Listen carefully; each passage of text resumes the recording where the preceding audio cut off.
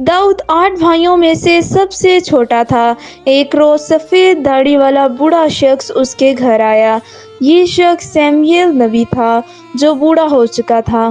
खुदा ने उसे बताया था कि यसी के घर जा और उसके बेटों में से एक को इसराइल का बादशाह होने के लिए मुकर्रर कर।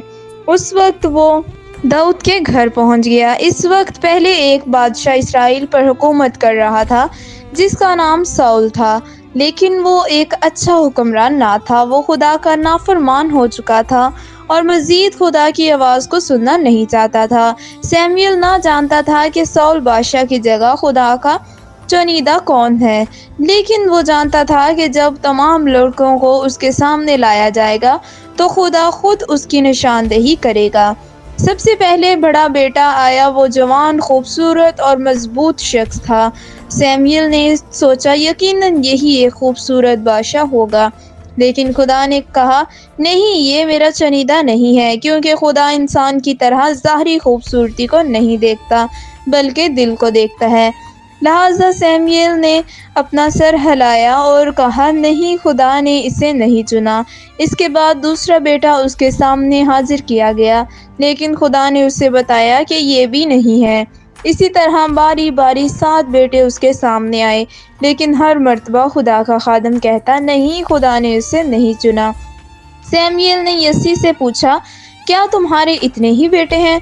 उसने जवाब दिया, सबसे छोटा बेटा यहाँ नहीं है, वो भेड़ बकरियों के साथ चरागाहों में है। सैमुएल ने कहा, फौरन उसे बुलाओ। जब दाऊद घर पहुंचा तो उसके बाप ने उसकी रहनुमाई की, क्योंकि सैमुएल उसका इंतज़ार कर रहा था। वो सुर्ख रंग, खूबसूरत और हसीन था। तब खुदावंद ने सैमुएल से कहा, यही है वो जिसे मैंने चुना है। ज़रूर है कि दाऊद मेरे लोगों का बादशाह हो, क्योंकि वो अपने सारे दिल से मुझे प्यार करता है। सैमुएल उठा और एक सींग निकाला। ये मसा करने वाले ख़ास तेल से भरा था। उसने भीनी भीनी खुशबू वाला तेल दाऊद के सर पर उंडेलते हुए कहा, खुदावंद ने तुझे इसराइल का बादशाह होने के लिए मसा किया है। चंद सालों बाद तुम इसराइल के बादशाह बन जाओगे। दाऊद के भाइयों और बाप के लिए ये कितना हैरत अंगेज़ पैगाम था। दाऊद एक आम सा चरवाहा था जिसको सारे इसराइल का बादशाह होने के लिए चुना गया।